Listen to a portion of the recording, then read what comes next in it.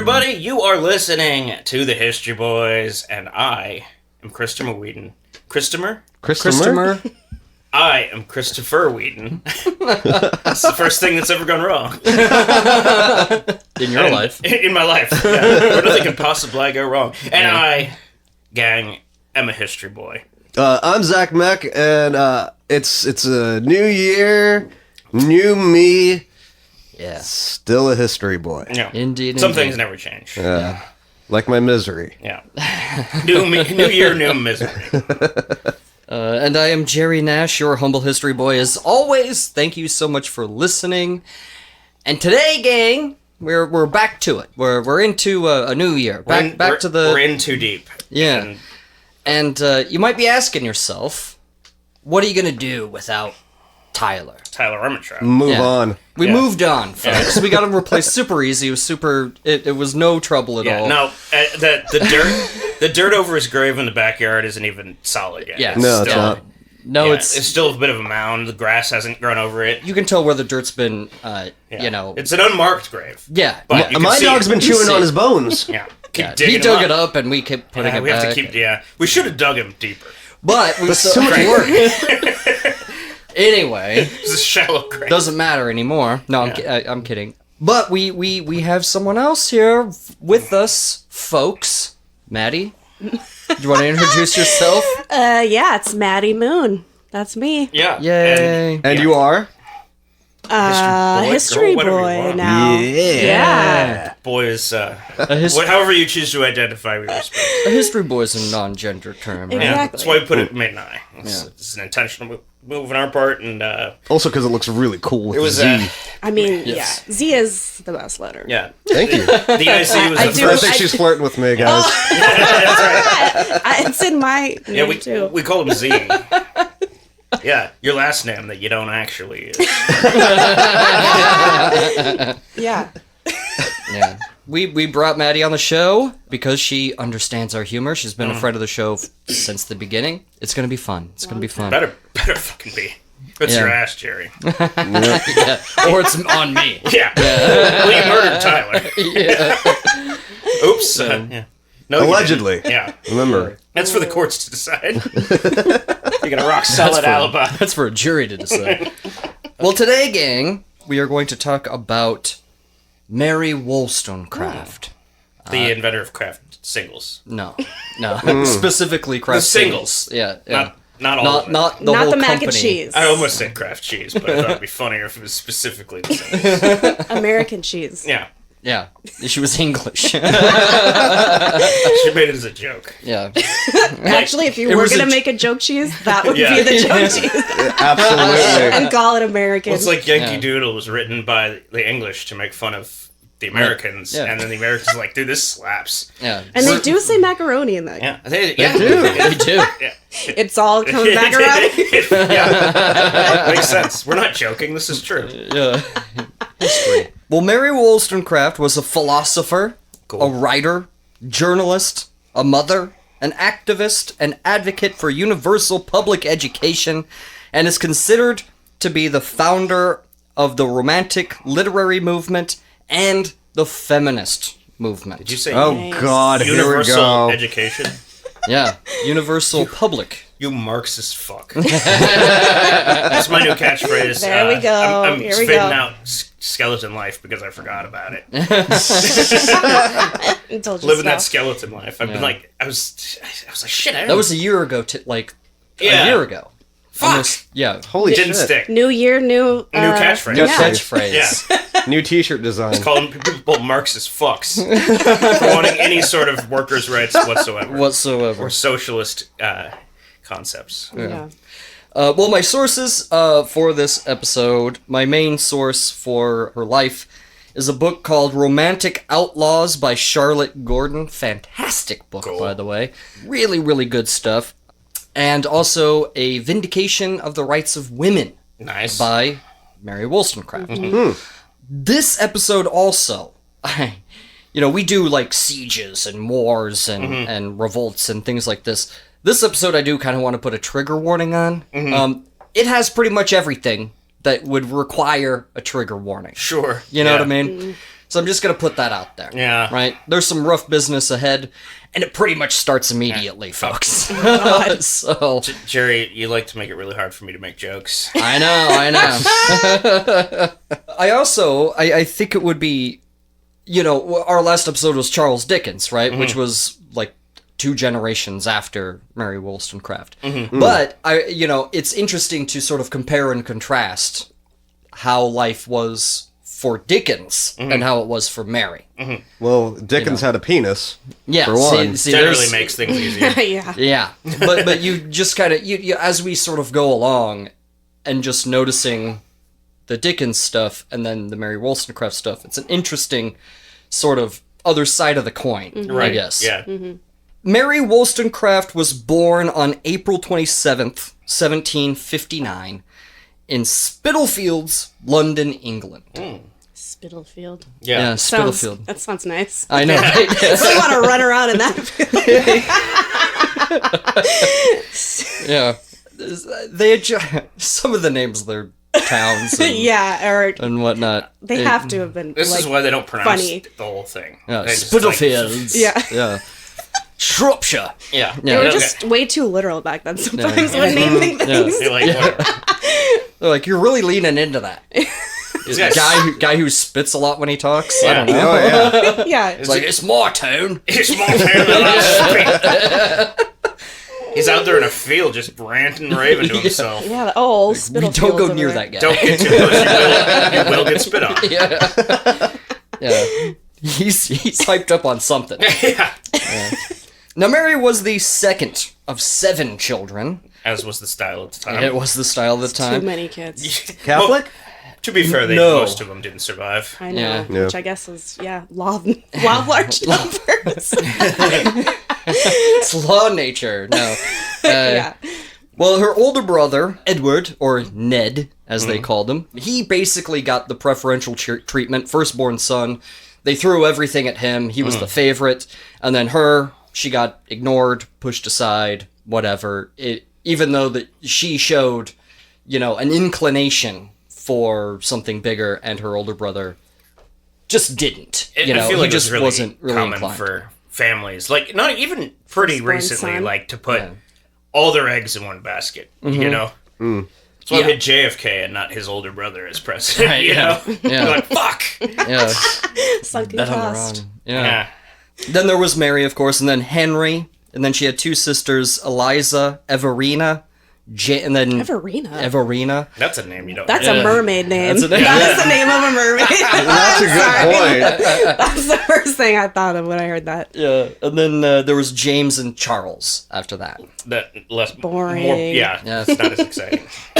Snooze. Yeah. I mean, Mary's not particularly. Yeah, that's true. Now, her parents were Elizabeth Dixon and Edward John Wollstonecraft. One person got an interesting name. I know, right? John, Mary, Edward, fucking Yeah. What was it? Charles, James, Elvira, what was it? and Elvira, mistress of the dark. Everina. Everina. I do like that. Oh my god. Everina is, that's a princess. That's a Disney princess. Yeah. Yeah. Right there. Edward, he kind of had some money, but he squandered it on some get-rich-quick schemes. I like this guy. Yeah. he decided he was gonna be a farmer until he realized how much work that is. That is, yeah, Yeah, Relatable. seriously. that's a shitty scam. That's hella relatable. He's like, I'm gonna till the earth. That'll show him. It didn't work. Sounds fun. Yeah, their debts mounted. And they moved around a lot like Dickens, a lot like his family. They moved around a lot because it was unstable. Their family life was unstable. He was also a horrible alcoholic that would become violent when he was drunk, especially towards his wife. Mary writes about how she would hear her father beat the shit out of his wife and rape her in the other room. Wow. And she said that she would fall asleep sometimes in front of her mother's door to protect her when her father came home, Oh, that's fucked. drunk, so she could sort of protect her mother in that way. Even though her mother was emotionally distant from her. Every time she kind of wanted to open up to her mother or whatever, her mother would just kind of keep her Yeah, away. sounds like she was dealing with something. Yeah. Seriously. Yep. Yeah. I'll do that to you. She also, protected her younger sisters. The boys, they were kind of set up to do things. Mm-hmm. She really didn't care about her brothers because they were sort of off doing their own things, and they even moved away. They never saw one of their brothers ever again. Yeah, he didn't even know what happened to him. You could do that though. Yeah, one of them went to America and never saw him again. Fuck off forever. Yeah. At this point in time in England, women were basically property once married to the man. Right? Any assets that you had before the marriage were now the man's. Mm-hmm. Right. And if you had any children together, the children would belong to the man. Mm-hmm. Right? Mm-hmm. Even though they didn't do... they did one small part of that equation. The easiest part. The easiest part, yeah. Quite literally the easiest part. Yeah.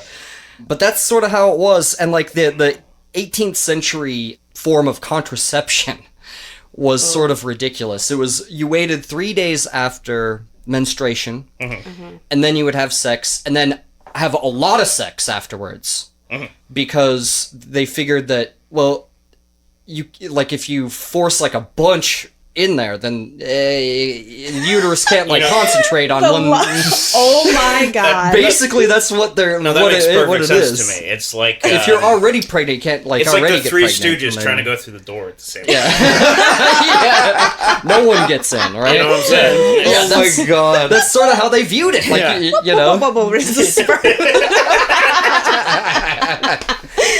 Oh my god. Yeah. Woof. Yeah. Real good logical thinking there, yep. Then there was also this, it was kind of, it wasn't a law, but it was a way of, the way you'd carry yourself, right? It was sort of these unspoken rules. One of them was you wouldn't beat your wife with a belt that was larger than your thumb. Mm-hmm. This is where the rule of thumb. This is where the rule of thumb comes from. Actually, I've heard that. Yeah. Like thicker than your thumb, basically? Thicker than your thumb, yeah. They were wearing some thin belts back then. I know, right? I wouldn't think that was the style. I never pictured that, actually. Right? Yeah. I don't know. Have you seen an old British man? Maybe they meant. They have big meaty paws. I think they might mean the other way. Yeah, they could have big I think thumbs. they might mean they might mean the other way, thicker, the thickness. I know, but like a super that's thick still belt. thin. You know what I mean? Your belt isn't that. Like the leather, I can't show. It's a podcast. It's which not is a visual medium. The width which is even more alarming. Thick ass belt. Which is even more alarming. You're wearing a pretty thick belt right now. Yeah. It's because my belts always break because I'm just a big old guy. They don't make wide, Yeah. But they, whatever makes you feel better about your wife, I guess. We made I like how they made a rule where it's they're like, we had to make thicker belts because we could now because we made the rule. Yeah. Change the style, the fashion of the time. Yeah. I assume I also like that the belt buckle has no factor. No. Can be as big as you want. Yeah. You got a big old rodeo belt buckle on that. Yeah. It's fine. I Reminds me of guess. something in Banshees of Inisherin, but even the folks at home would probably not see that. No It's amazing. No spoilers. And it was also a time where punishing, quote unquote, punishing your wife was looked on as virtuous for a man. Oh yeah. That if she got out of line, it's a good thing to smack her around. I've always heard it with kids, but it was what was it like? Spare the rod, spoil the child thing. Yeah, right? exactly. Yeah. Mm-hmm. It kind of goes all the way back to Adam and Eve. That women can't be trusted, even with their own bodies. You eat one fucking apple and you never hear the end of it. You never hear the end of it. They were basically a sex object with no sexuality at all. Mm-hmm. Right? That's how it was. Right. You weren't supposed to be sexual, even though it's a sex. You're a sex object anyway. It's like a fleshlight. Yes, honestly. Emphasis on the flesh. Yeah. But you got to cover it when you're out in public. Right. You bring it out in public. You go to church with it. You got to church This with is it. my wife. Can't show your flashlights angles. Dear Lord. Just walking around with a veiled fleshlight. It's a different time, Jesus Christ. We might not understand that, but Yeah.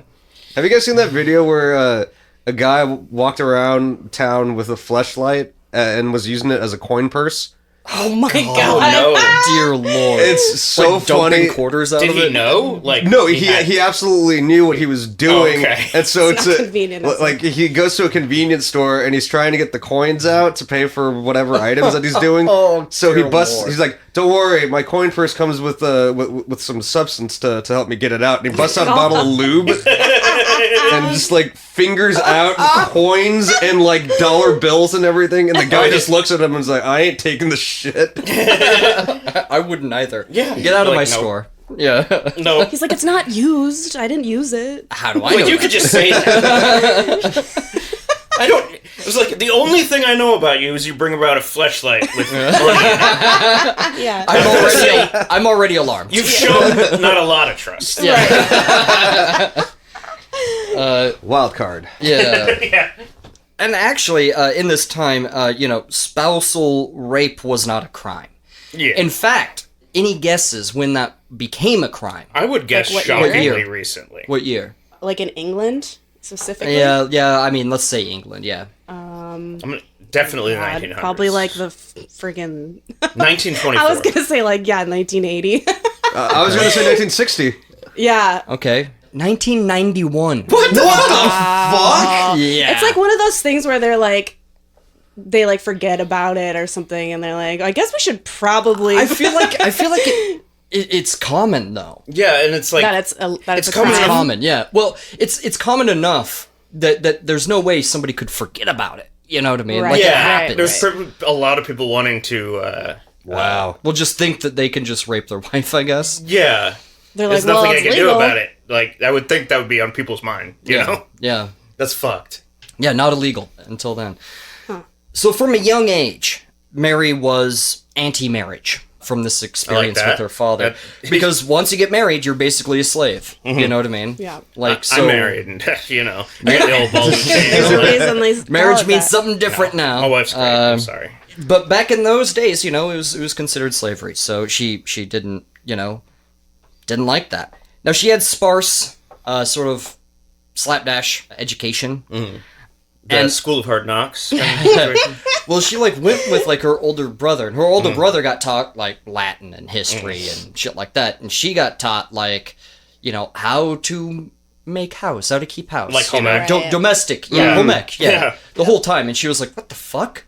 Like, I don't get to learn any of the cool shit, Right. No, because she's a lady. Exactly. Well, they thought the predominating thought of the time was like, why even waste your time teaching Right. a girl because it's They say Waste that of in Little. she's just gonna go be Right. a housewife. They you say know? that in Little Women. It's a quote, at least in the movie and probably in the book too, where she's like, "Oh yeah, my teacher says that it's as useful to educate a woman as it is to educate a female house cat." Yeah. Yeah. Like that's pretty much how they. I mean, I think that was Exactly. around the same time. Yeah. Little Women is based, like the 1700s. Yeah. Sort of in the Enlightenment sort Yeah, of yeah, time. yeah. The Right. birth of the novel in a lot of ways. Right. She spent a lot of time away from her family because of the tumultuous home life that she had. She spent it with the Arden family, the patriarch of the Arden family, who's a retired preacher. The reason why he's retired is because he was way too radical. You know what I mean? Yeah. He was telling his constituents about republicanism and Oh, so that way. anti-monarchy stuff. Oh, that- and so I thought he was like the other kind of radical. Like he was, he was, like, riding a skateboarding. He had a skateboard and he had a backwards cap. Yeah. yeah, No, I thought doing slam dunks and drinking rock stars and stuff. that is Yeah. yes. Yeah. But I realistically, yeah, slam dunks, drinking rock, the whole. Yeah, yeah, Hand me that basketball because I'm gonna dunk it. yeah. Fellow Right. kids. He's radical. He would have been in Rocket Power. He's like, what if? Hell yeah. He's like, what if our You'd you have been know. the dad in Rocket Power because he's definitely the coolest one. This is true. I He's agree. the This is most was this a Nicktoon? This was a Nick Was too. it Yeah. a Cartoon Network? I never saw that. No, it wasn't Cartoon Network. It's past my. Past your prime. It's like I've realized the last Nicktoon I watched was Angry Beavers. Oh, that's That's a when classic. I graduated to Dragon Ball Z, as we've spoken. Yeah, many it's a Bit times. of a lateral move. Yeah, Yep. let's be honest. Nicktoons were too immature for me. You're like, I had adult grown-up tastes. Yeah. I'm older now. Yeah, Yeah. I want to watch a show where somebody charges. Let's do a little show for... called Dragon Ball Z. Maybe you you've might not have heard of it. It's really underground. Yeah. Super indie. Yeah. Yes. There's a Goku float in the fucking Macy's. Thanksgiving parade. There is. Last year. Every year. Yeah. Oh, really? Oh my god. Is it Chibi It's only Goku? What? Little No, Goku? it's the new with the blue It's hair. the one with the blue hair. Oh. Yeah, real Dragon Ball Super. We could talk about this all day. Kids these days and their We'll start blue a new hair. podcast where we talk about Dragon Ball. Yeah. It'd be pretty much the same, except Except it'd be Dragon Ball related. Yeah. Jerry, you'd love it. Yeah. I wouldn't even listen to it. I've only seen the movie. but you'd be on it. Yeah. Just like, shut up. You'd be on it. I'm just silent the whole time. You can just hear you grinding your Chime in teeth.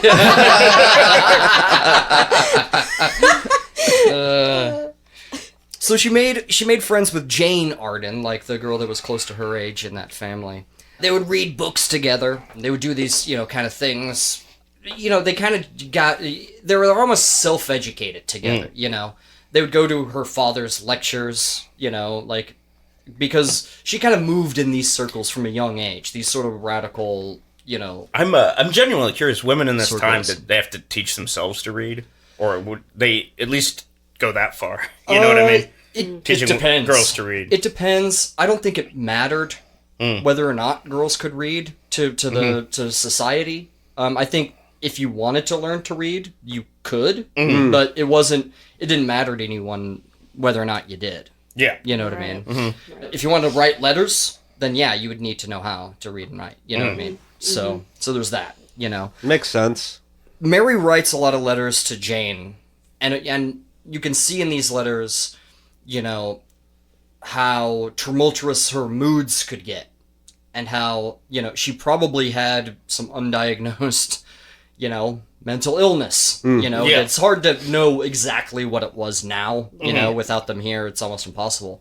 Right. But it's on display. You can definitely see how, she'd get jealous if she wasn't with her, or, she would interpret things, in Yeah, a way, yeah, you know what yeah. I mean? And Definitely. get jealous, And then when they moved away, when the Ardens moved away, she got devastated, wrote her all these agonizing letters about how she doesn't have any friends and she wishes she was still there with her. And yeah, pretty much the rest of her education was self-taught in history and philosophy specifically. Also she taught herself like French and German. I think that's it. But she may have known other languages as well. But at least French and German, she may have read Latin as well.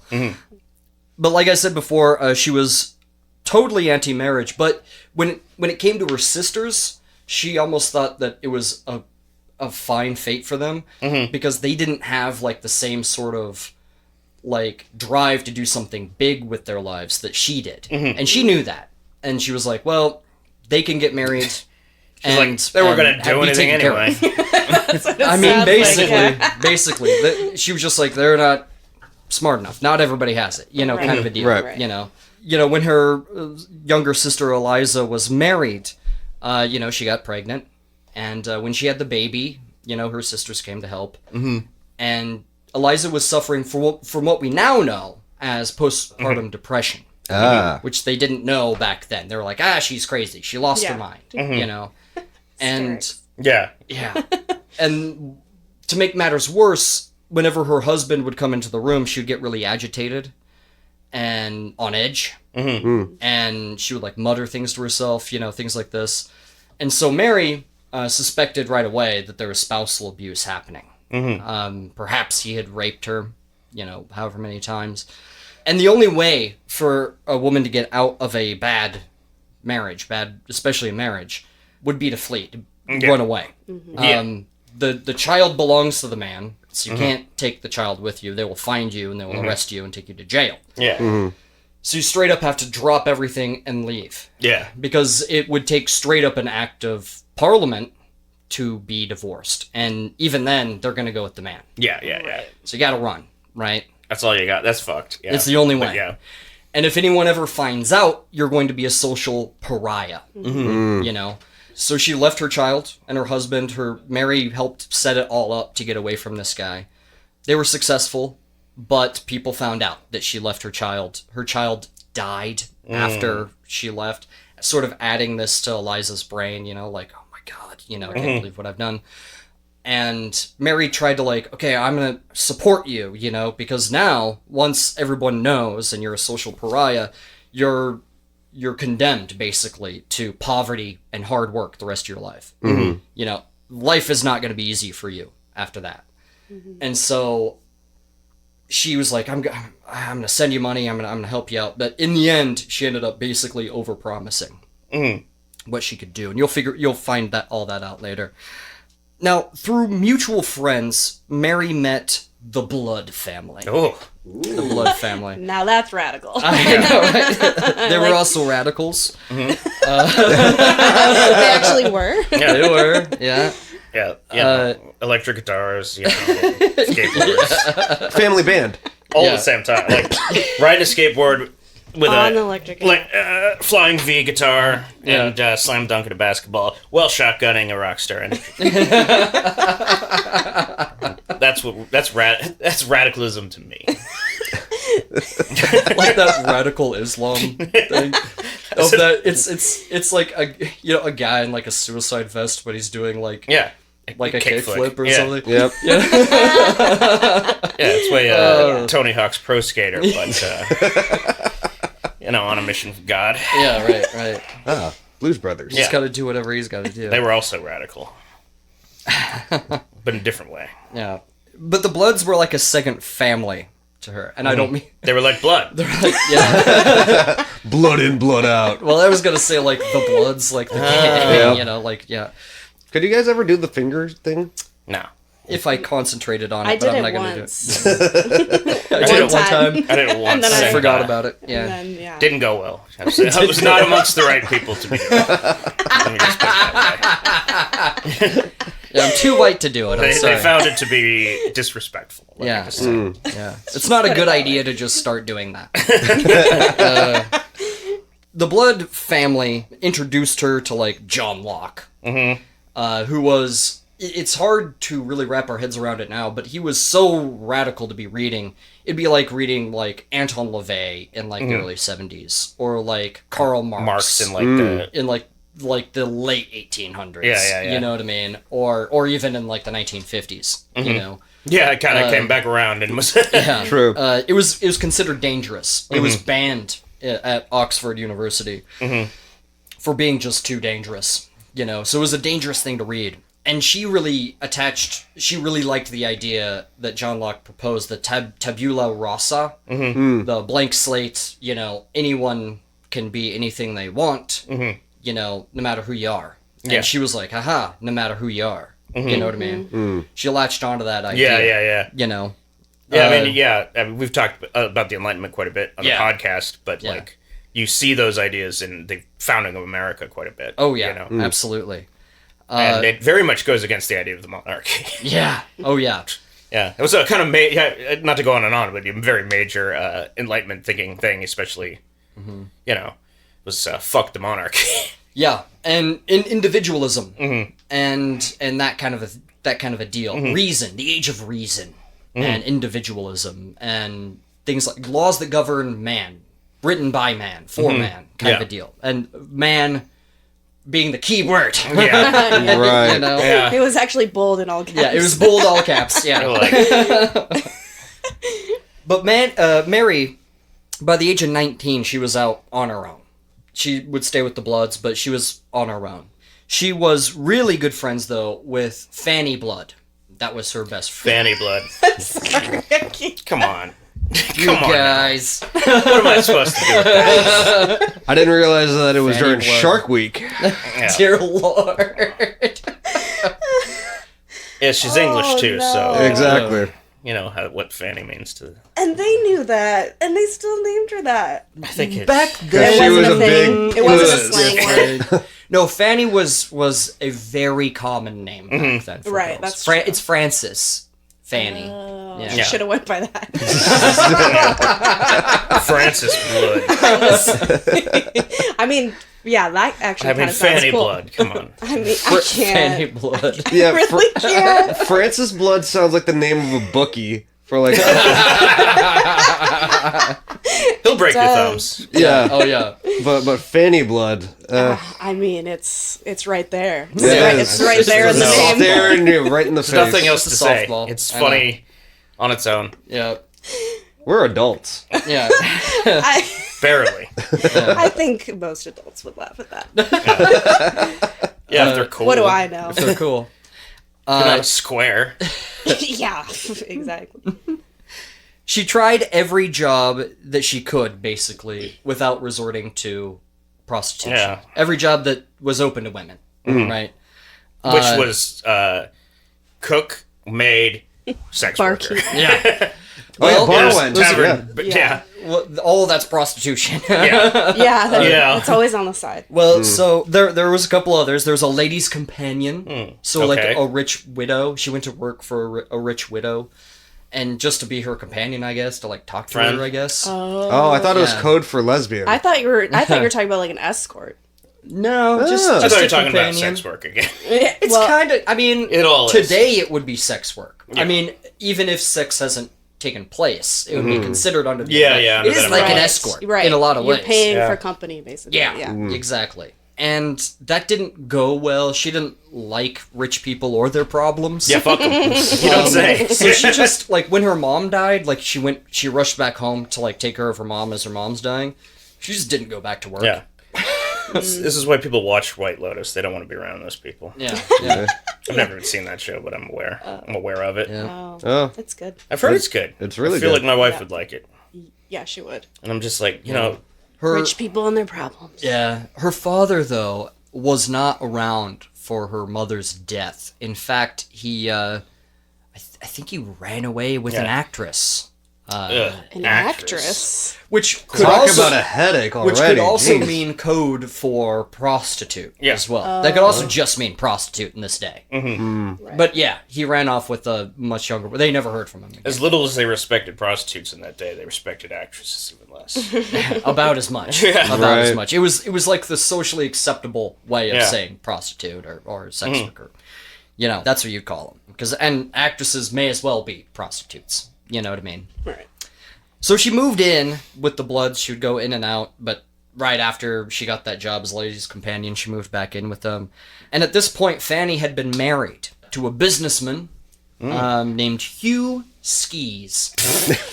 I know. Come on. Hugh Skis. That guy's a con artist. Yeah, Yeah, oh yeah.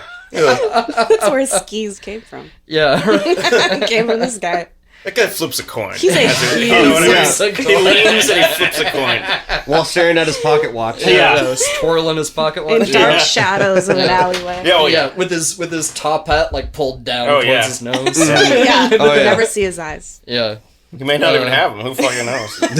Well, and He's he pretty was good with like, that coin, so he must. he was like, and we're gonna. Insane. That was stupid. So stupid. He was like, we're gonna be married, but I gotta get money first so I can support us. Oh, you know, he's so- gonna find a way. Yeah, and he's like, so he had to go to sea, and he was gonna go to Lisbon, to Portugal, to nail down these business dealings, right?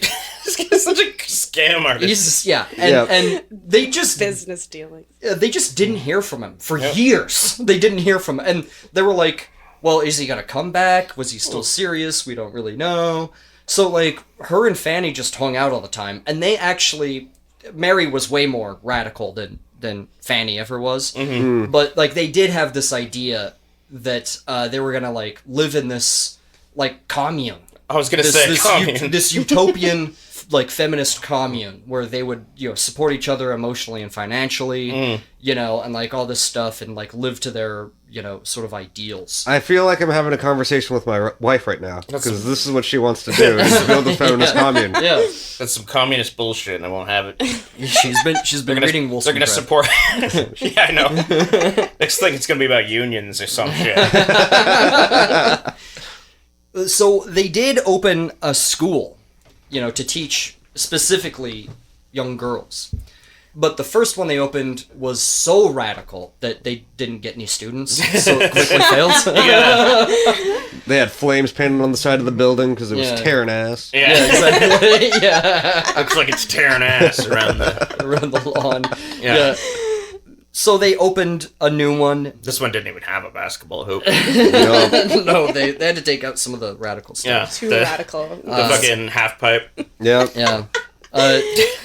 So stupid. This was a boarding school, even though Mary kind of disagreed with boarding schools. Mary actually, she wanted what she was basically describing in her writings later on was public school, where you'd go there during the day and then come back home. Yeah, that's Public school. Right. You know, compulsory for everyone, universal public school. But you got to do what you got to do, right? So they had a few students that came in. They were in a community that was a quote-unquote dissenting community, one that was sympathetic to the Republican ideas, you know, anti-monarchy type ideals.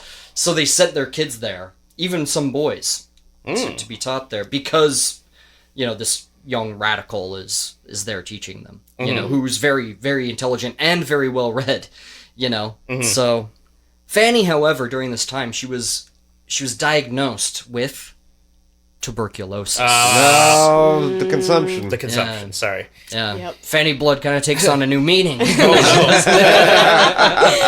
gonna get so much trouble for Zach saying consumption before me. Yeah, you're right, true. right? I'm gonna just edit that out. Put your voice over the top of this. I'll bleep it, and people will just think he said an ethnic slur. Yeah. It's true. And they were like, okay, well, contact Hugh Skis, right? And she did. She contacted, like, hey, are we going to get married or what? And he was like, oh, yeah. Why don't you come on down here? Yeah, he's like, I had a few enterprises that made enemies of some wrong people, so I'd be like, for a little while. Yeah. And they were like, well, yeah, Fanny, you should go down there because the weather in Lisbon might be better for your tuberculosis. Yeah. So she did. The weather, you know, didn't help. Her health deteriorated. Made it not, you know, it could have deteriorated worse in London. Yeah. That's all I'm saying. I mean, she gets to eat all those pastel donatas in the morning. Oh my god. Yeah. If you ever have the chance to go to Lisbon, do I it. would It's love- beautiful. I would I love love to. it so much. Compared to the beans on eggs that she usually eats. Yeah. Yeah. But it wasn't long before Mary found out that Fanny was pregnant. And Mary was like, oh, fuck, dude. Like, pregnancy can be lethal in this time. Right. Even with a healthy woman. Let alone someone with tuberculosis. That could absolutely Right. kill It's her. like a death sentence. Yeah, so she left the school. Her two sisters were running it, and it quickly just ran into the ground after she left. And by the time she was able to make it to Lisbon, her Fanny basically already had given birth. Like it was like a day before or something, and she had given birth. And her health was fucking like she was not looking good when Fanny showed up. Yeah, Val And- Kilmer at the end of Tombstone. Yeah, right. Yeah. He didn't even give birth. Yeah. Imagine giving birth with that fucking disease. Like, oh my god, you know. She died not long after that. And Mary became incredibly despondent that, like, her best friend died because of this whole fucking thing that she despised. Tuberculosis. I know, marriage. Yeah. So when she went back to England, you know, her school had failed. They had to shut everything down. She was completely despondent. Her best friend in the whole wide world was dead. She has to support her sisters still. And she went back to the Bloods, you know, to kind of be with them and to kind of, I don't know, support them in a way too. And that's when they were like, well, they could kind of see her sort of sinking, you know. So they got her a job because they could see her sort of spiraling out of control. And so her job was a governess for these two little rich girls in Ireland, in Northern Ireland. Oh. They were Anglo-Irish. Yeah, right? yeah. It's weird to think about, like, this radical, you know, Mary Wollstonecraft being a governess to, like, these, like, rich girls. Right. And, like, right away, too, she was like, come with me. And, like, showed her, like, the slums and was like, your parents are responsible for it. She's like, oh yeah, I'm teaching him etiquette. Yeah. No, and she never taught him any of that shit. damn She can't. taught him language and philosophy and all this stuff, and she was like, remember, you got to be a fucking individual. You know what I mean? You gotta be free and da-da-da-da-da. And, like, taught, like, these girls about this, because she saw that they were just these... Yeah. They're going to raise them up to be married off. The or parents whatever. assumed that the money they spent on books was to balance them on their heads. Right. Yes. Yeah. Yeah, exactly. It just sounds to me like she's like a cop at like an elementary school in the 90s doing like the Scared Straight program. Like Arnold Schwarzenegger. Yeah, except exactly. this is more. She's the kindergarten cop of her time. Yeah, Yes. this is more positive than that. You know what I mean? Right. It's not. It's like you are not some object. You know what I mean? To Right. be married off, like you are a human being. For God's sakes, And like she got fired, of course, for teaching these, crazy beliefs that you're a human being and you can do something with your life other than, whatever. Teaching little girls how to think. Yeah. Ugh. By the way, though, the girls that when they grew up, they were like, "Oh my God!" Like Mary Wollstonecraft, like opened my eyes, and they grew up and like walked the walk. Like they were taught well for sure. They loved Mary, and it was sort of around this time that she finished her first novel, like fiction novel called Mary a Fiction, and it was kind of about Fanny Blood and how she died. It's inspired by those events. And she didn't really agree with the novel as a whole, as it existed at this point either. She thought that every time like female characters were written into a novel, they were always there for the man to save. Yeah, it kind of still happens. Right. Yeah. And so she didn't, she was like, if women sit around reading this like gothic drivel, then they're just going to become dumber. Have you ever seen the subreddit Men Writing Women? Yeah. Okay. Oh, God. It's so good. She bounced boobily down the stairs.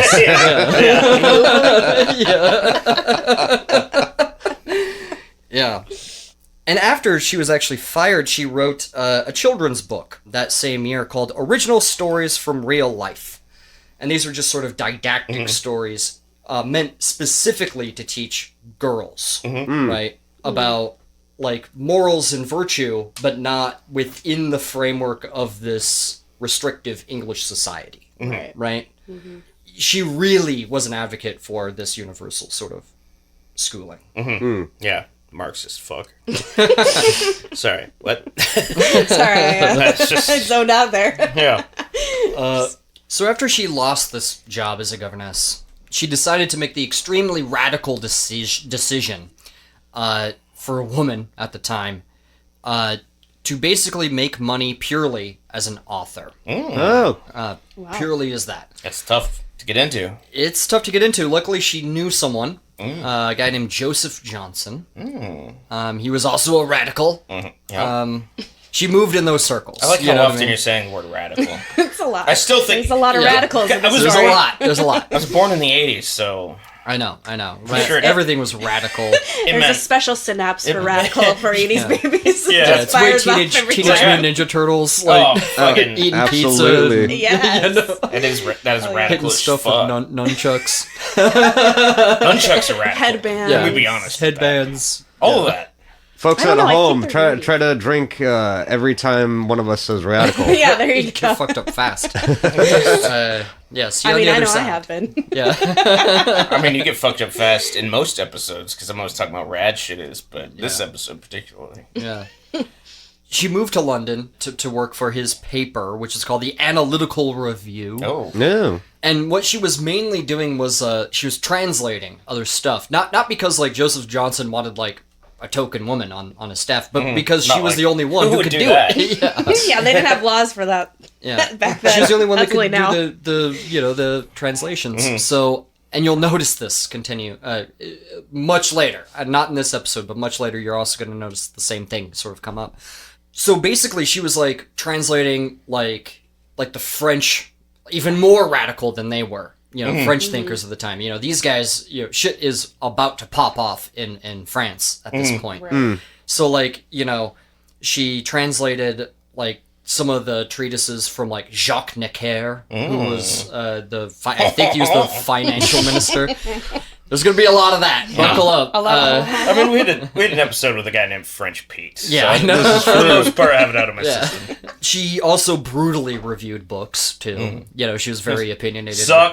books. Yeah. It stinks. It stinks. Yeah. She would also respond to like the big names of the times too, which was also like unheard of, you Yeah. know, for a woman to be doing this at the time, especially these established and well-respected men. Talking you know? shit. Yeah. The guy Edmund Burke. He's actually looked at as the founder of the conservative sort of way of thinking, conservatism. Fuck that guy. The father of conservatism. He was pro-American Revolution in England. That makes sense. But he was anti-French Revolution, right?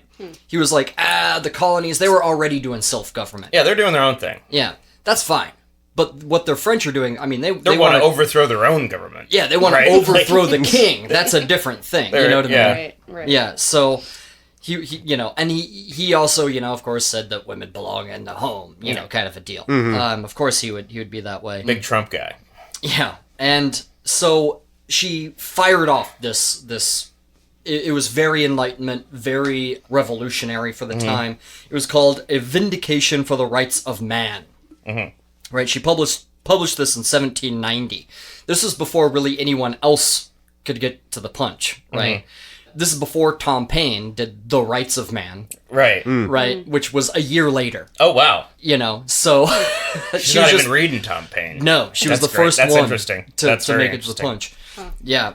Everyone was like, wow, you know, like the circles she ran in, you know, the radical end of the spectrum, they were like, wow, this is great, you know, it was lauded, until it came out that a woman had written it. And then, it's flawed. It's flawed, I don't know about this, you know, kind of a deal, you know. Yep. And that was the nice way of putting it. Well, J.K. Rowling went by J.K. Rowling because they wanted to hide the fact that a woman was writing it at first. But Is that true? Yeah. Wow. It's because that's not her name. I don't remember what it is. Fucking turf piece of shit. Yeah. Just put that out there, by the way. Weird hill to die on for... Yeah. Yeah, she could have just lived in her mansion and just said It's nothing. like I feel like Harry Potter particularly would resonate with the trans community. Yeah, Like, I mean, right? it's fucking ridiculous. Yeah, be Enya about it. Sit in your castle and then just do don't nothing. Say anything. Collect that bag and shut the fuck up. Yeah, Exactly. You got your money. Yeah. Now go away. I don't know. I just owning a castle is pretty fucking cool, though. It is pretty cool. Yeah. But One of these days. I know, right? This book, you know, espoused republicanism, admonished the aristocracy and the Church of England. Yeah, fuck it all. Burn it all down. Yeah, even though she did believe in God, she was not an atheist, which is interesting. We'll kind of get to that later. But because of how radical she was, how it's that is interesting. How like she wasn't an atheist, being so radical. Right. It's pretty rad. Do you think that she listened to a lot of Vertical Horizon? Yeah. Was she kind of like a theist in a way? Do you know what I mean? In a lot of ways, like, yeah. Well, like you know how Beethoven believed in God, but saw it in just a different way. Well, I know that a lot of the Enlightenment thinkers that believed in God were more theists than they were Christians so much. 100%. Yeah. She didn't like the establishment of churches, right? Like that idea. I understand but she believed that. in God, right? Yeah. So she kind of rocketed to prominence, mainly among radicals, of course. Joseph Johnson, he would have these like sort of notorious dinners with like, you know, the thinkers of the era, you know, like John Adams and his wife came down, you know, at one of these. But one of them, Tom Paine, showed up, and Mary Wollstonecraft was there, which is so fucking... I would love to have been there. Yeah. You know what I mean? And I guess Tom Paine, he wanted to talk to her most of the time. And I guess those two mainly talked most of the time. That's cool. There was another guy there that wanted to talk to Tom Paine, and his name is William Godwin. And we're going to get to him later. He was at this party, though, and didn't like Mary very much because she kind of talked the whole time, and he was like, What's with a woman, you know? Yeah. We're gonna get more into William Godwin later. He was there, and when they first met each other, they didn't like each other, right? Now, she sort of had this relationship with this Swiss painter. Nice. His name was Henry Fuseli. And he painted one of my favorite paintings, The Nightmare. Ooh. It's a picture of a woman, for the era, scantily clad. It's sort of just this one garment. And then there's like this impish creature sitting on top of her very suggestively. It's very, it's like a incubus kind of thing. Yeah. Sitting on top of her. Yeah, look Another it up. band. Yeah, I knew the one you were talking about. Love that painting. And he kind of led her on a little bit. He was married. Right. But yeah, he kind of led her on. But he was also married, you know? So it couldn't really happen, you know what I mean? But she was enamored with him. You know, he was intelligent. He was, you know, into arts and philosophy and things like this. Stuff that she liked too. And she even proposed, like, hey, could we have like a platonic setup where like I live with you and your wife and like we could kind of be like a trio, you know? Yeah. Really? And his wife was like, absolutely not. It's like a throuple situation. Yeah, That's she too was radical. Yeah, she was like, no, never see that woman again. Yeah. So Fuseli had to be like, yeah, no, sorry, go away now. My wife's not okay with it. Yeah. I not totally am, though. But You don't say. Around this time, there were some other, you know, Enlightenment thinkers that she agreed with, but not everything they said, right? Mm-hmm. One such case was Jean-Jacques Rousseau. You may have heard of him. He's a philosopher, an Enlightenment philosopher. He did The Social Contract. You may have heard The Social Contract. Yeah. Mm-hmm. Here's a quote from Rousseau that especially Mary had a problem with, and you'll understand. Quote, "The woman's entire education should be planned in relation to men. To please men, to be useful to them, to win their love and respect, to raise them as children, care for them as adults. These are women's duties in all ages, and these are what they should be taught from childhood." I feel like I read that at a wedding I once went to. Yeah. was it Jerry's wedding? Yes. No, God, no. That couldn't be more opposite. Yeah. Couldn't be more Treat us opposite. men like babies. We Yeah. need to be babies. And that's how she was like, oh, you want women to just be treated like children, like innocent children, like their whole life? Gross. Yeah. Super gross. And there was also Charles, I'm just going to say it in the anglicized version, he was French, Charles Maurice de Talleyrand Périgord.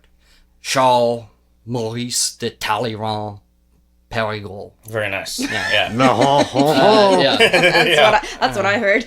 Talleyrand, he was a French revolutionary figure, a super interesting one too. He kind of like, he was of nobility, but was able to kind of snake his way through the terror and survive through most of it. He's like, yeah, these guys suck. He just knew which way the wind was blowing each time. You know what I mean? Totally. But he was like, no, everyone should be educated, men and women alike. He's like, you know? they should. But we got to teach women domestic stuff. Right. And she was like, oh, come on now. You know? But men learn domestic stuff. Yeah. So in response to this, Mary wrote A Vindication of the Rights of Women. Right?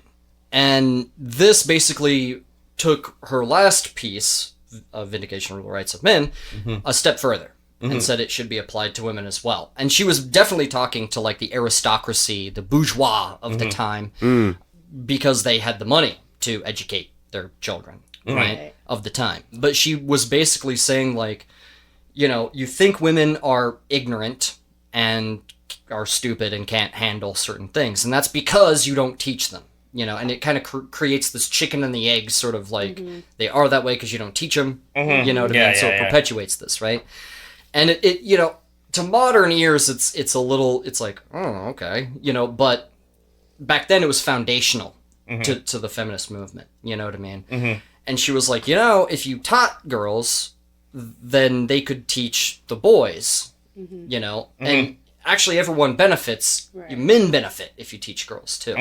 Yeah, for sure. You know, here's just a few quotes I want to read from that book. Quote, "Weakness may excite tenderness and gratify the arrogant pride of man, but the lordly caress of a protector will not gratify a noble mind that pants for and deserves to be respected. Fondness is a poor substitute for friendship." End quote. I really like that. Yeah, fondness is a poor substitute for friendship. She's basically saying, like, if you're going to be married, you have to, like, be friends Yeah, that like, makes sense. Like Right. this idea, like this like Actually- passionate love sort of like goes away. Yeah. You know, you have to be You friends. actually have to first. like the person. You have to Yeah. like them Turns first. out. You have to be partners, right? A mutual partnership. Right. Here's another quote.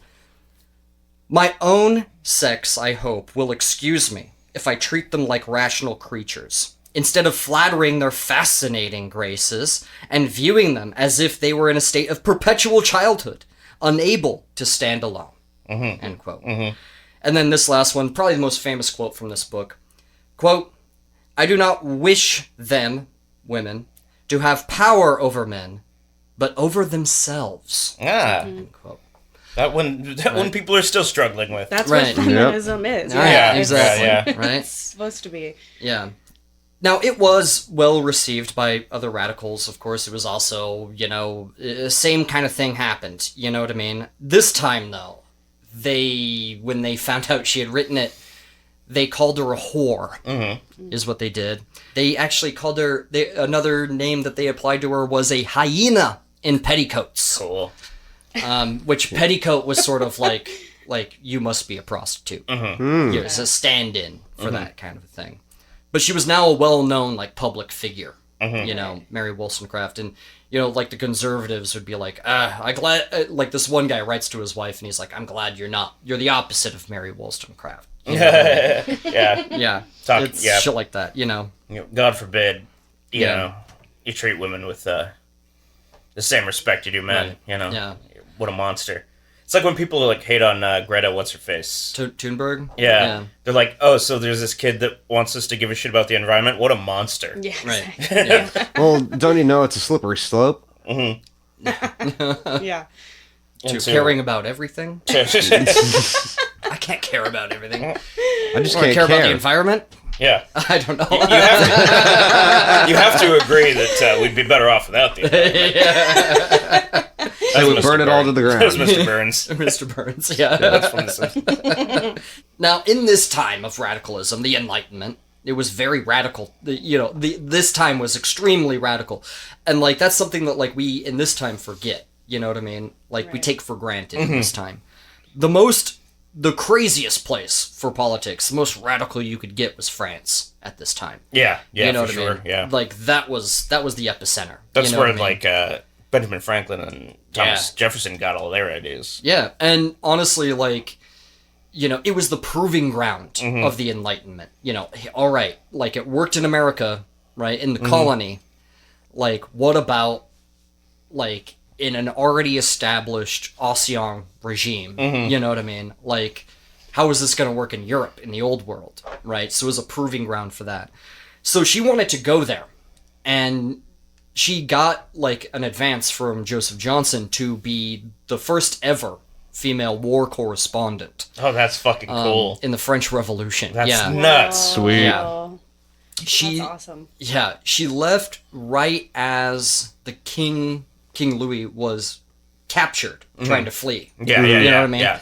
So that's kind of when she enters the fray. And she gets there, and there's, you know, all these people she wants to talk to.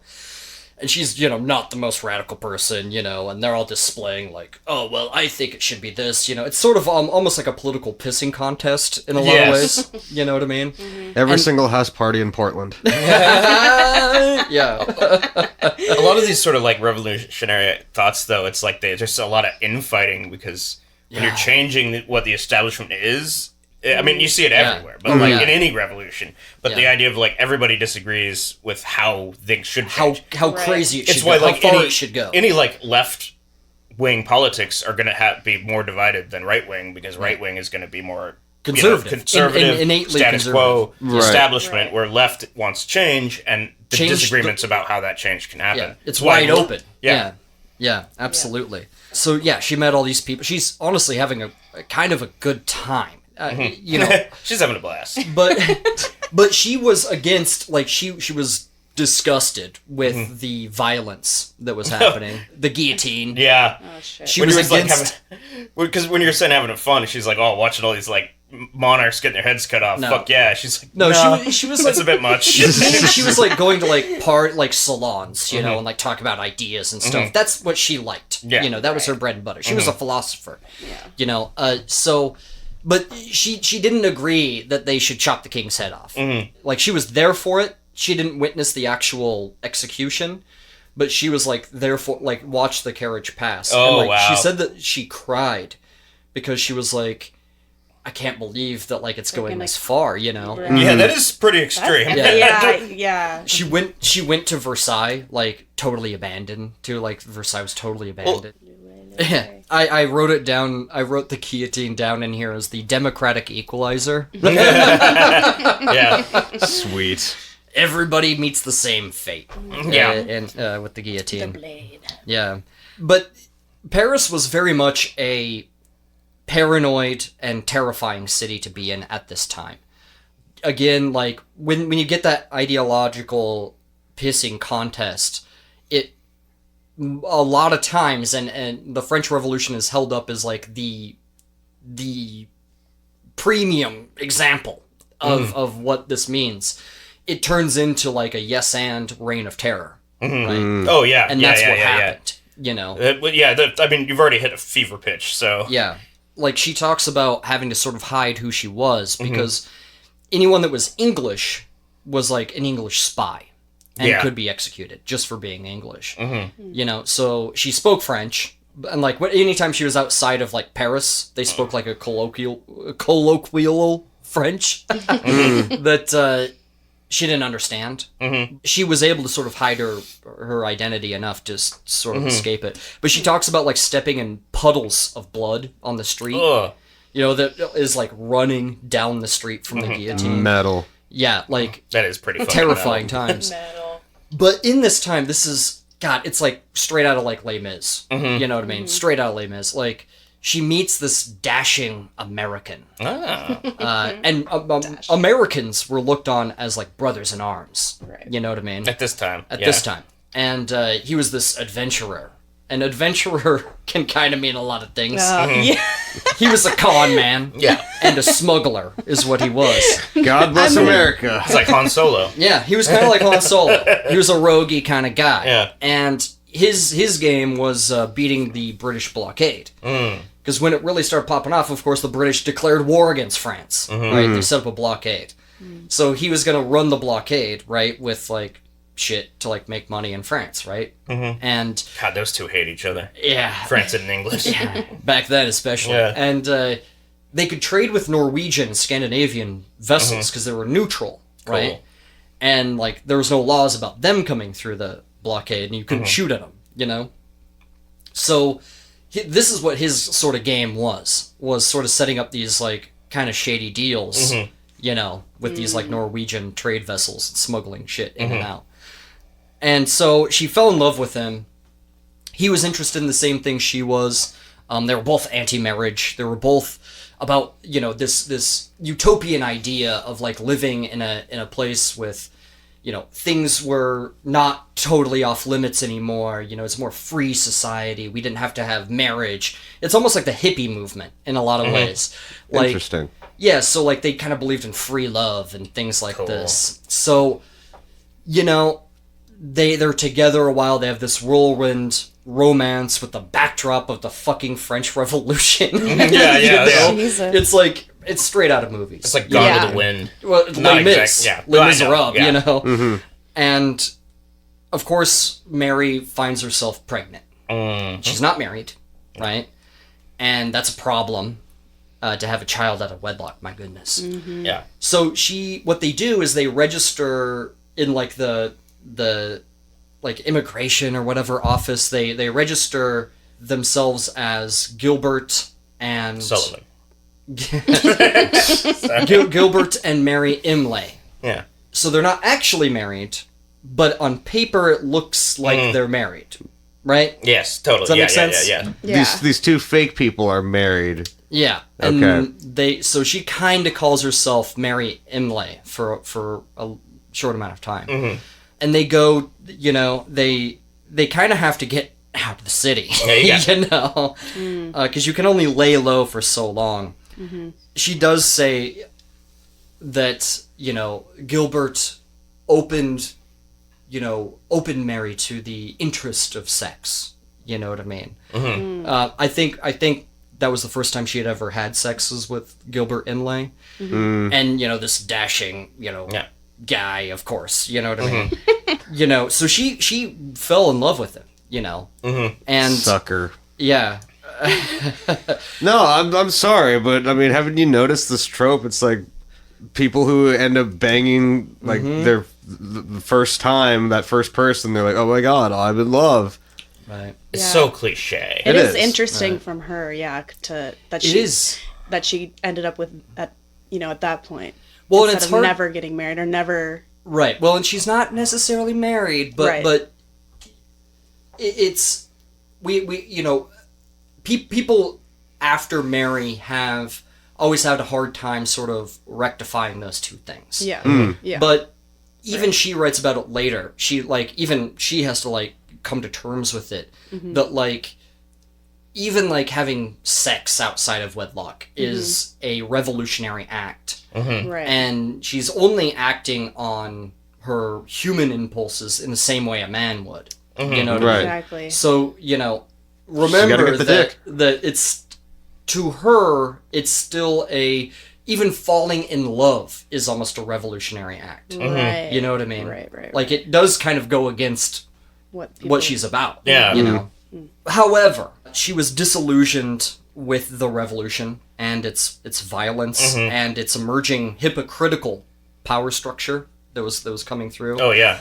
Wait to see where that goes. Yeah, I mean, in England, anything that was Jacobin was looked on as radical, and even if the Jacobins didn't necessarily agree with some of the more radical beliefs, it was still looked on as Jacobin. But in France, of course, anything that wasn't 100% Jacobin, you had your head cut off, right? Yeah. Right. So the Jacobins actually sided more with Rousseau, right? In that women should be, if they're going to be taught, need to be taught domestic things, right? So she was really disillusioned with this. She even says, quote, I cannot yet give up the hope that a fairer day is dawning on Europe, though I must hesitatingly observe that little is to be expected from the narrow principle of commerce which seems everywhere to be shoving aside the point of honor of the noblesse, the nobility. For the same pride of office, the same desire of power are still visible, with this aggravation that fearing to return to obscurity after having but just acquired a relish for distinction, each hero or philosopher, for all they're dubbed, with new titles, endeavors to make hay while the sun shines. End quote. So, she uses, these colloquialisms to make hay while the sun shines. Not everyone likes that in her writing. She gets denigrated for that in her own time. But basically what she's saying is that, all these, power structures are emerging. They're the same thing as the nobility. They're just concerned with money and capital now. Yeah. You know what I mean? Yeah. That's all that's replacing this system. It's what's the Who say, meet the new boss, same as the old boss. Yeah. Well, it's sort of instead of what family we're born into gives you nobility. Now it's money. Whether you have money, Right. which was given to you by the family you were born Right, into. exactly. Right. Well, and this is something that Gilbert Imlay is really concerned about. Is making money. She always tells him you shouldn't be so concerned with making money. And he just doesn't listen to her. He just ignores her, basically. But he goes to this French port city, Le Havre. And the revolution in this city is much different than France. They're more talking about how do we run the blockades, how do we make a buck, down here. And this is where she gives birth to her first child, Fanny Wollstonecraft. There you go. Named after Fanny Blood. Yeah. Different last name though. Yeah. Because she's it makes sense now. That was May 14th, 1794 is when that happened. A Taurus. Okay. Yeah. Welcome to the astrology cast. Now, everyone pretty much assumed, especially the people back home, assumed that she had married Gilbert Imlay and that Fanny was a legitimate child, right? But she wasn't. Yeah. And Mary knew full well what life was like for, you know, anyone that was illegitimate or, you know, a fallen woman. Yeah. You know what I mean? You said, so her daughter had her last name. Had his last name. Oh, you said Fanny Wollstonecraft. Well, Wollstonecraft, she was called that afterwards, sort of, but they knew her during her own day as Fanny Imlay. Right. And even Mary would call herself Mary Imlay. Yeah, okay, Imlay. Okay. Yeah. To just stave off those questions. Right. Now, Gilbert got tired of Mary and the baby. And he... This domestic life. Well, and you would even say, I gotta be free. Yeah, you like, see? I gotta be free. You knew what you were getting into. Yeah. I've been this way the whole time, baby. Yeah. He talks like that. Well, he's American. Yeah. I've been this way the whole time, baby. Yeah. That's how he talks. Toots? Yeah. He's like a 1930s gangster. Absolutely. Yeah. It's the oldest He's American also I good know. at flipping a coin. I mean, Yeah. Makes sense. He would disappear for days and nights at a time, then for weeks at a time. Then he would be gone for, you know, huge blocks of time. And she would write to him and be like, what the fuck, Where dude? are you? Where are you? I mean, know? to be fair, it Fucking was people. pretty hard to find cigarettes back in those days. Yeah. Still looking. Still trying to get that gallon of milk. Exactly. Cigarettes. They only have quarts and pints. You wouldn't believe it. I'm not buying two. That's ridiculous. That would be ridiculous. Yeah. Yeah. But Mary doggedly pursued him, and she kept finding him, and being like, "Hey, here's your family," you know. And he You was couldn't have like, gone that far. Here's your family. Yeah, and he was just colder and colder each time, you know, trying to shake her, pretty much, ignoring her letters, trying to shake her, and like he would make it about him too, like, "Hey, you know, you're stifling me. You're bumming me out. You're bumming me out. It's not me, it's you. Yeah, Right. yeah. They're like, why do you gotta make me the bad guy? Yeah. And she's alone with an infant, a Right. newborn infant, during the French Revolution. Yeah. Oh my You know. God. Yeah. And like the baby even gets smallpox, which shit. 80% of babies with smallpox would die at this Right. time. And she actually doesn't do the treatment that was recommended at the time. There was actually Anti-vaxxer. well, there was a new idea of this scientist that was talking about like cleaning things and stuff like that. And it wasn't just swaddle them and then lock them in a room and see what happens. Right. You know, it like they needed baths and things like this. Oh, right. And she did that, and everyone around her was like, "You're stupid. Your kid's gonna die." And Fanny survived. Right, because they didn't know about bacteria. Right. Right. Yeah. Exactly. Huh. Oh, so, wow. Yeah. Interesting. So it worked. She survived miraculously, really, at the time.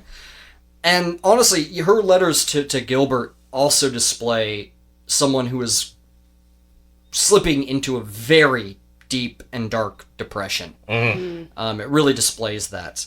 Somebody that's really fighting for survival, most of which, of course, were ignored by Imlay. But she did track him back to England and followed him to England. And when she got back to England, her sisters were like, "We're gonna come stay with you, right? Like, you're gonna help us, right?" And she was like, "Hold on, I got like I was gonna stay with you. I got other things going on." And they were so mad at her for this. Like, they took it as a betrayal. Like, one of her sisters never spoke to her ever again. Like, Really? they were so mad. They were like, "You forced us into this, like, life of toil." And it's like, fuck. Yeah. You She know. did that? Well, I mean, they ran away from the husband, you know, like, I think they viewed it differently, and you know, while they were mad, you know what I mean? And I think they just kind of, like, formed that shell of sort of, like, anger, and never, like, came out of it, you know? Right. Yeah, you just A grudge. let the anger... Right. It's very Sort of- stiff. It's a feedback loop, you Yeah. know? Right. Gilbert, of course, rejected her, threw her out, you know? She did have a maid, I guess, a nanny. Her name was Marguerite, that she hired for almost nothing to help her with the baby. And she basically, after Gilbert's rejection, she spiraled in this what we would call now as a major depressive episode. A crisis, honestly, a mental health crisis. She went back to Henry Fuseli, who refused to see her, told her to go away. So she felt, with her sisters being mad at her, not having anyone to turn to, no Gilbert, no Fuseli, and you know, with depression working the way it does, and how it lies to you and says, you know, things that aren't true. Right. She felt alone and betrayed by the world, and that her child would be better off without her. So she tried to commit suicide. She took an overdose of laudanum. It's unclear as to what happens next, but I guess Gilbert Imlay found her, and they called a doctor, and they pumped her stomach, and she survived.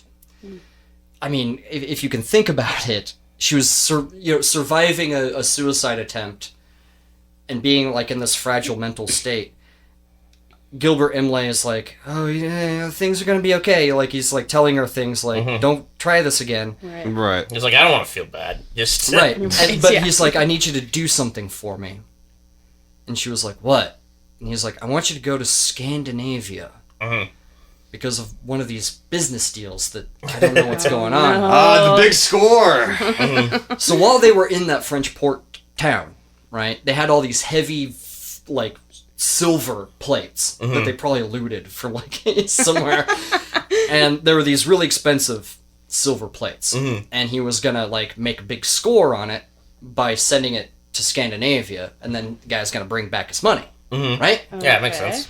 But he never got his money back. Color me surprised. Yeah, so he's like nervous this whole time, right? So he sends her, this woman who just tried to kill herself, is trying to get better. Right. She decides to go. And by the way, in this time, not even men really went to Scandinavia. No one really went to Scandinavia. You don't just go to Scandinavia. It was not a tourist place. You don't go there. You don't really go there, right? But it's beautiful. Well, I love it then it was more insular. She had to get on this rickety ass boat in Denmark. The crossing was terrible. What time of year is it? It was raining. It was choppy. It was a terrible crossing. When they got there, it was pouring rain. They didn't have anything to eat. Nowhere would let them stay either. They couldn't stay anywhere. And by the way, she's there with Marguerite and her baby alone, like just those three. So he was like, you need to go, and also the kid, and also the nanny. Yeah. Just all of you go. Yeah, all of you go to Scandinavia. And the whole time she's writing him letters about what a piece of shit he is. Yeah, that's for the And he's like, you know, what you're doing is you're making this hard on me. You're making this so hard on me. You're making my grieving process of what you did. You're making that harder for me to process. God, yeah. I like this guy. You're really ruining such a this piece for of me. shit. Exactly. That's what I like about So him. textbook piece of shit. Yeah. Yeah. Do you think he'd be that guy? So if this was modern day times, Mary was off sending a bunch paragraphs upon paragraphs of text messages. Oh yeah. And then he just responds with lol K. Yeah. Pretty much. Or an emoji, like a shrug emoji. Yeah. I'm really going through a lot right now. I'm going through a lot. And you're not making this any better. I'm not really. Yeah, you're not making this any easier. I'm really working through some stuff right now. Yeah. As he's on the pause screen of Call of Duty. For real, no cap. This is too hard for me. Yeah. He just needs to spend some time on himself. Or does one of these. I don't know. I want to be with you, but I don't know. Are you with, I don't know. This isn't easy, you know? I don't know. He's not saying anything. Yeah, it's what the fuck are you talking about? Yeah. Amazing. So she's there, she really likes the people. She's like, there needs to be more education up here. She doesn't find any of her ilk up there. She's like, they got a bunch of rotten teeth too. She's kind of being mean about it a little bit. Those people suck. Yeah, she doesn't like the food. And she was from England, so they must have had real bad teeth. That's what I was about to say. Holy shit. But like she likes the fact, like the communal spirit. She likes the parties and like the fact She loves that a good party. That's Yeah, what it sounds like. yeah. My kind of girl. she likes that kind of thing. Hopefully, she can be there for midsummer. Hey. Well, she does talk about that, like the sun going down. And, Oh, yeah. She talks about that kind of thing, but she's really just recovering from this whole thing, and she talks about how nature, being out in nature, really helped, bring her back in a lot of ways, and she, through all of these sort of letters, I guess, that she was writing Imlay, sort of emerges this other story. You know what I mean? And later she will publish all of these things together. And it would be called Letters Written During a Short Residence in Sweden, Norway, and Denmark. Not exactly Not much creative. for brevity this time. Or creative titles. Yeah. But it would be hugely, it's not really well known today, but it'd be hugely influential. And the best-selling work of hers in her lifetime would be this. It was super, super influential. She actually took out some of the stuff like roasting Imlay, because she knew that it was going to be like, this will be something else. You know what I mean? Yeah. So she took out that kind of stuff. She edited her own stuff. She's like, That'll be its own book. yeah, I'll write my own book talking shit. It's just personal, It's personal. Yeah. Write another book telling this guy to fuck himself. Yeah. She felt like she grew from the experience. She realized that her suffering demonstrated that she felt more deeply than him, and thus that she was almost a more rich human being, and she was feeling like more alive for this. But yeah, she omitted the stuff with Imlay. So like she has these passages in here though that just listen to this quote: "Love is a want of my heart. I have examined myself lately with more care than formerly, and find that to deaden is not to calm the mind. Aiming at tranquility, I have almost destroyed all energy of my soul, almost rooted out what renders it estimable. Yes, I have damped that enthusiasm of character which converts the grossest materials into fuel, that imperceptibly feeds hopes which aspire above common enjoyment." End quote. Now, if you listen to that, she's talking about herself and her own emotions, and applying that to sort of what she sees around her in nature. Now, what does that define? Romanticism. Yeah. That's the definition of romanticism. What Beethoven did for romanticism in music, Mary Wollstonecraft did for romanticism in literature. Now, that wasn't always taught that way. It was taught that, people like Wordsworth, Poe, Coleridge, Keats, and Hawthorne, that they invented romanticism. But if you were to ask them, they would all said, no, we read Mary Wollstonecraft. Because they all did. And they were the only people that didn't abandon her memory. That's really interesting. When she died. And that they were so influential. They were because they wouldn't have these people without her, is what you're saying. Yeah, exactly. That's very interesting. Yeah, exactly. When she returned to England, actually, she did find the guy, by the way. She did find the guy in Scandinavia. It was so hard to do it, but, like, she went in by herself, like, her maid, Marguerite, she was like, if you go off by yourself, don't kill yourself, please. Don't leave me here with your baby, please. Yeah. And she was like, okay, but she went by herself and met with this guy. A woman meeting with a man alone is kind of a, to discuss business. Scandalo. The guy was like, look... He threw up his hands and he was like, I don't have it. You don't have any evidence to convict me. What do you want? Sorry. Yeah. Sorry. Whoopsie. And she was like, all right. Fuck And it. went back to England. Yeah. Well, fuck it. Yeah, I mean, What are you gonna do? Yeah, so when she went back to England, she met up with Imlay, who was still trying to dodge her and being cold. And turns out, she followed him to, Hamburg. You know what I mean? And, grilled, a person that, worked for him, one of his staff. He's seeing another woman, isn't he? He was seeing an actress. Of course. And so she goes, hey, Gilbert, how about me, you, and your new actress friend have a throuple, Yeah. kind of a thing. And he was like, no, no. And again, she was sort of seeing her life as just this downward spiral. Like, she kind of found herself in the same place as before Scandinavia. And this time back in England, she wrote him and basically said that, like, I'll read you the suicide note, because she's going to kill herself again.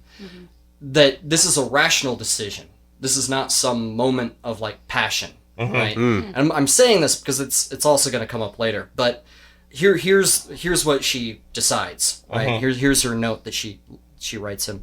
Quote, "Let my wrongs sleep with me. Soon, very soon, shall I be at peace. When you receive this, my burning head will be cold. I shall plunge into the Thames, where there is the least chance of my being snatched from the death I seek. God bless you. May you never know by experience what you have made me endure. Should your sensibility ever awake, remorse will find its way to your heart. And, in the midst of business and sensual pleasure, I shall appear before you, the victim of your deviation from rectitude." End quote.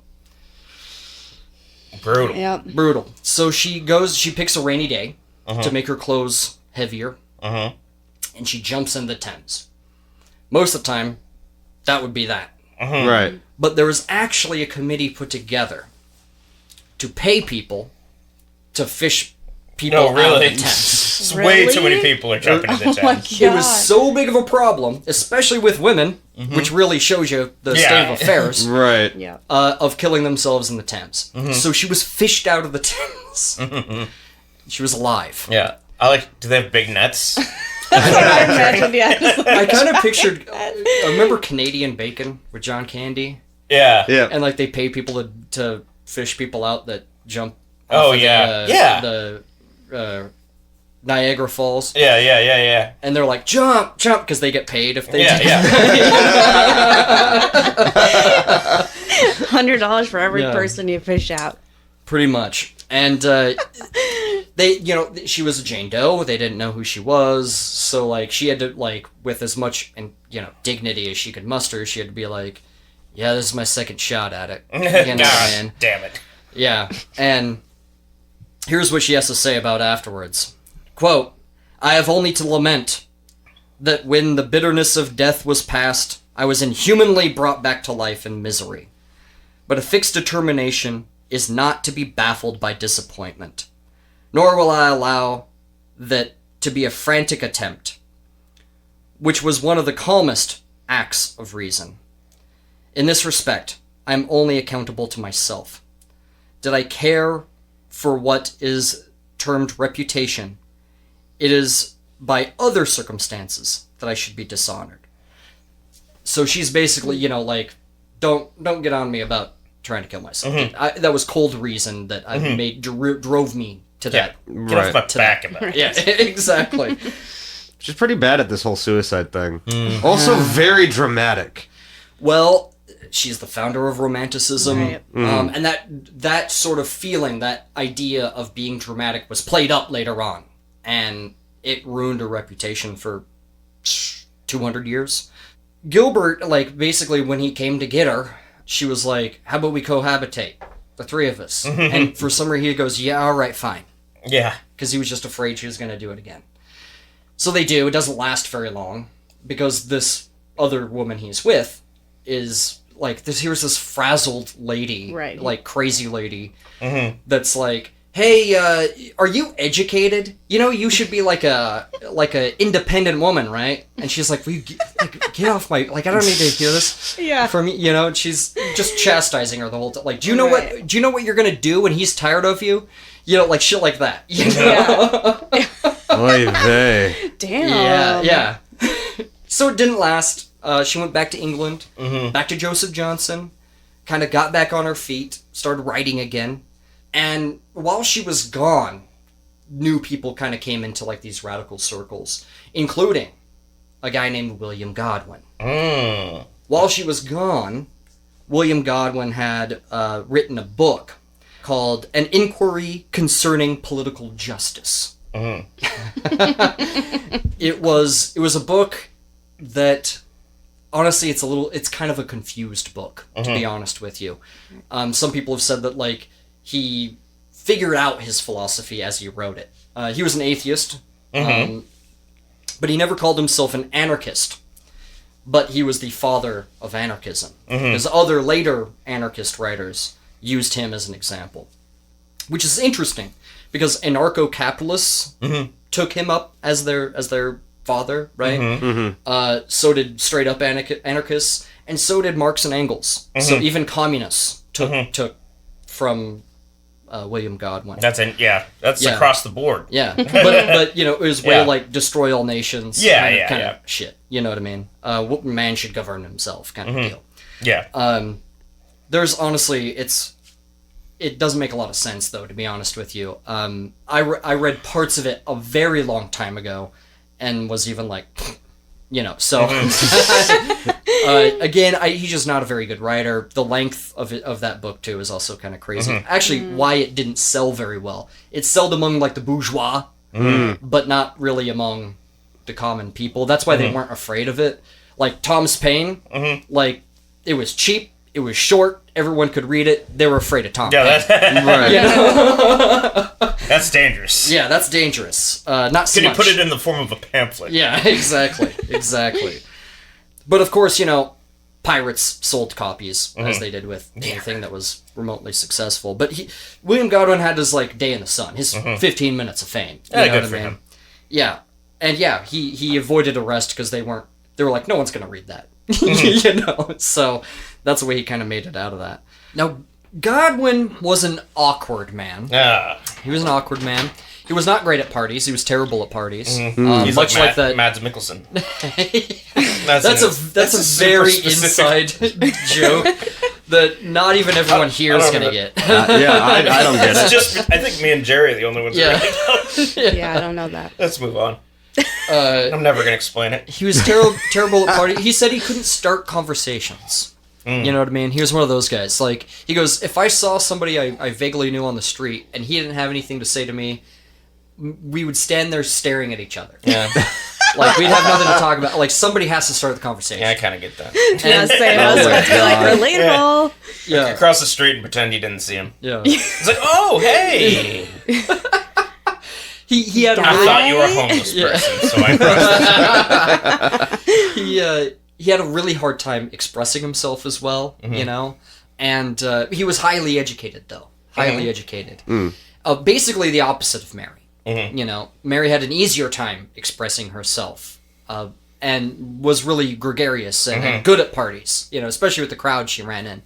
But he wasn't. And Mary would even, like, admonish him. Like, you piece of shit. Well, she'd be like, I don't have any respect for somebody that doesn't say anything when they mean to say something. Like, if you got something to say, fucking be out with it. You know? Right. Yeah. You anxious fuck. Yeah, she would be like that. She was Piece like, of shit. but like, if you go back and like you swearing. do read these letters, it's clear that she's trying to encourage him to come out of his shell. Yeah. You know, and Some tough love. yeah, and he would get down on himself, and he wouldn't talk to her for a while. Yeah, And, tough love doesn't really work. yeah, Fun fact. Turns out. she would be like, you know, hey, come on now, you know, you know, they started liking each other for their differences, I guess. They were both anti-marriage, you know. He of course was an atheist. She believed in God in that sort of way. It's like Pride and Prejudice. But after this sort of secret affair, because they had to keep it secret, they couldn't have an affair out of wedlock. You know what I mean? Not another one. Not publicly. Yeah, not out in the street. No. Also, it's more fun in secret. Yeah, but it may as well have been, you know, out in the street. You know, if you're caught, you know. So they kept it a secret for a long time. They'd have parties apart from each other, you know. But at a certain point, Mary became pregnant. Again? And, yep. And once she was pregnant, they were like, okay, well, we have one of two choices. We can either not get married and I will be a social pariah, or we can get married and face like social ridicule Right. because we both said that we were against marriage. And they're going Right. to be like, oh, the philosophers that are against marriage Ended get up married married. anyways. Yeah. Wow. And they're like, oh, for God's It's sake. like, especially when you have a baby, it's like 7 months after you get married. Yeah. It's pretty telling. Well, and And they you got elope. yeah. yeah. Well, they got married in March of 1797, like right as like the pregnancy is beginning to show. You know, it was a small ceremony, very unorthodox. You know, they got married. She was now Mary Godwin. You know, kind of a thing, but they didn't really cohabitate at first. Like they kind of kept separate, places, and it was a really unorthodox kind of marriage. You know, although they did their main home was in a place called the Polygon, which is not there anymore in London. Charles Dickens lived in the Polygon for a while as well. But so they're living there. Is a very working class area to live in, place to live in. So they did end up getting married, like I said, and they did face ridicule. Absolutely. At least a couple of dinguses. Yeah, and Mary was used to it. It's not easy being called a whore and stuff, and that was like another big thing. When she felt abandoned and alone, she would remember that too. That even society didn't want her, right? But Godwin was notoriously thin-skinned. He couldn't take that kind of stuff. Right. Sensitive. Yeah. Yeah. She'd been being called a whore for years. So. Yeah, almost her whole life at this point. Yeah. So, and she would... Godwin's not out there getting catcalled, you know what I'm saying? Yeah. She kind of ran the house, too. They had some people helping them, like cooks and a maid or so. She would be the one... She took care of them, and told them what to do and everything. And they loved her. All of them did. And there's this weird anecdote that they had a cat, and it, when like a cat kind of gets the zoomies, it ran up the chimney. Oh, and shit. it terrified all of them. And Mary was like, this cat's unpredictable, and I'm sorry, but I can't have that. And she had the cat drowned. Jesus Christ. Yeah. That's fucked up. Yeah, it is. Oh my god. Couldn't drown myself, but I can drown this cat. Dear Lord. Was it in a bag? Was it that thing? I don't know. I don't really want to imagine it, my to be honest God. with you. Well, I do. I don't know how they did it. And I love cats. You know this. Yeah. Seems like there'd be easier ways to kill a cat than drowning it. Yeah, You right? put them in a bag with rocks and throw it in the river. Yeah, Oh, yeah, right. that's the usual way of drowning a No, that's cat. real. Yeah. Right. I don't support it. In Idaho, No. it would be a 10-gallon bucket. Mm. And you would sometimes find 10-gallon buckets in the canal. Mm-hmm. If you swam in the canal, like I did. Mm-hmm. And yeah, it's always disturbing to find one, because you know what probably used to be in it. Fuck. Right. Poor You know? kitties. Yeah, I know. Yeah, But they could basically work independently, and that's kind of how they liked it. They could be independent of each other, live independent of each other. So, like, he was working, she was working on this new thing, considered to be her most radical work to date. It was called Mariah or the Wrongs of Women. And super radical stuff, but it unfortunately was never finished. So on August 30th, 1797, Mary Wollstonecraft gave birth to a girl, which wasn't really expected to survive. Virgo. Yeah. Dear Lord. So if this was 1797, she was like in her late 30s, right? She was 38. That's like 38. old it's old now to have a kid. I can't imagine back then. Yeah. Right. Usually you're on your 10th by then. Yeah, right? Yeah, exactly. Yeah. And but it went well, basically. Like the process went okay. Just it was premature, and they didn't expect the baby to live. And something that happened was some of the placenta was still inside of her. Oh, no. And as we learned from our abortion episode, they called a male doctor, and without washing his hands, he put his bare hand inside and dug it out. It's a very painful process to do as well. Wow. Dug it out with his bare hand. Didn't get all of it. He just scooped out what he could. Literally. And So fucked up. basically, he instituted the bacteria inside of her that would eventually kill her. It basically was rotting inside of her. Yeah, and it causes blood poisoning and things like this. Yeah. So she was just getting worse, and 11 days afterwards, on September 10th, 1797, Mary Wollstonecraft died of childbed fever, is what they called it. But it was from blood poisoning. Yeah, from sort of a toxic shock situation. Yeah, right? yeah. She was 38 years old, and... That was her 9/11. Dear Lord. It was, It was the day before 9/11. yeah, it was her Yeah. Dear Lord. 9/10. Yeah. She was buried in the churchyard of St. Pancras Old Church, where her tombstone reads, Mary Wollstonecraft Godwin, author of A Vindication of the Rights of Women, born 27th of April, 1759, died September 10th of 1797. Now, Godwin, he was devastated, but he set out right away to write her biography, because he thought that was, that's something you did with especially like public figures. You would get on that right away. You know what I mean? We saw this with Dickens as well. He fucked it up. It's a botch job. It was a botch job because he wrote about her from his own perspective. Yeah. And he only really knew her for 18 months. Right. Oh, really? Yeah. So basically, like he even found her philosophy to be convoluted, not really understandable. So he didn't really write much of what she was interested in.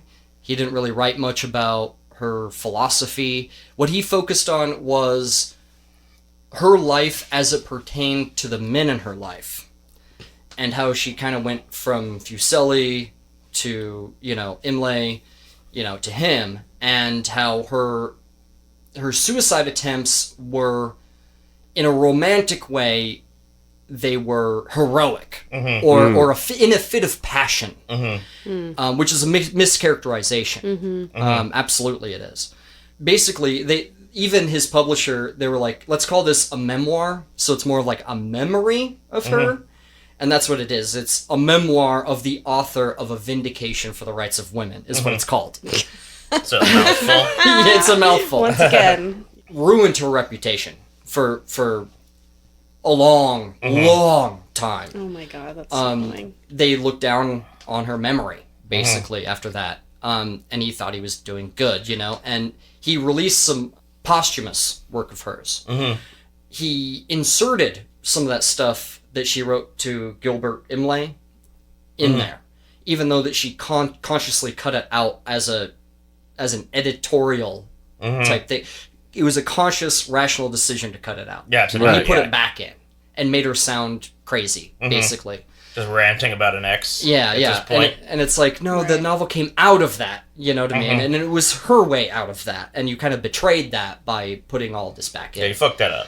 Yeah, and yeah, it basically, like, there was this push, right, that she kind of championed for the women's rights movement, the feminist movement. And because of this, it really set all of it back. Because no one listened to Mary Wollstonecraft afterwards, right? They didn't keep reading her afterwards. Some did, a handful kept her going, right? But by and large, she was almost forgotten about for a long time, or dismissed, you know what I mean? Really fucked it up. Really fucked up the whole thing. Really fucked this whole thing up. Yeah. He did. Yeah. Oh, it's frustrating. Yeah. Now, Godwin, he was, of course, devastated. Now he had 2 daughters, one of which was his. The other was not. The house staff, fell apart. You know what I mean? They didn't know what to do or cook. They didn't know what was Because she was running shit. She was running things. Yeah. But her daughter did survive. And her name was Mary Wollstonecraft Godwin. And she is the subject of our next episode. But you might recognize her name better now. And that is Mary Shelley. Ooh. How about that? How about that? So this is going to be not even a loose series. Like, they are definitely connected. Yeah, You know? Literally related. Yeah. So the subject of our next episodes is Mary Wollstonecraft's daughter, Mary Shelley. That's exciting. Yeah. Can't wait. Jeez. Yeah.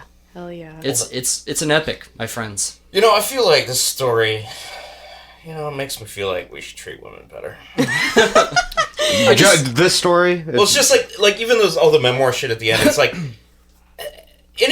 they're looking for anything they can do to, like, Oh, look yeah. down on There her, could have been right? something. Yeah, if it Like- wasn't that, it would have been something well, else. yeah, exactly. And, like, I feel like they just look, anything they can find. She wasn't taken seriously until, like, the women's rights movement of like the late 1960s, early that makes sense. 1970s. Virginia Woolf actually did sort of, prop her up a little bit too, so we can thank her a little bit for sort of bringing her back into the fold.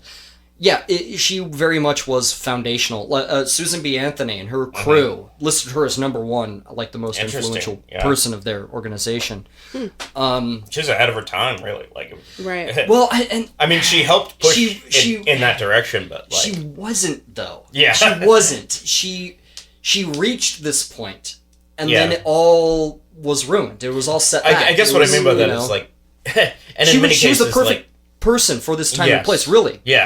But You know, what I mean by but it that all is fell it's like apart. so much of the society wasn't ready to even hear what she was saying, Yeah. and Right. looking for any chance to Right. bring her down. Well, and they thought they did. With the French Revolution, they thought that this was the chance at like a more egalitarian sort of society.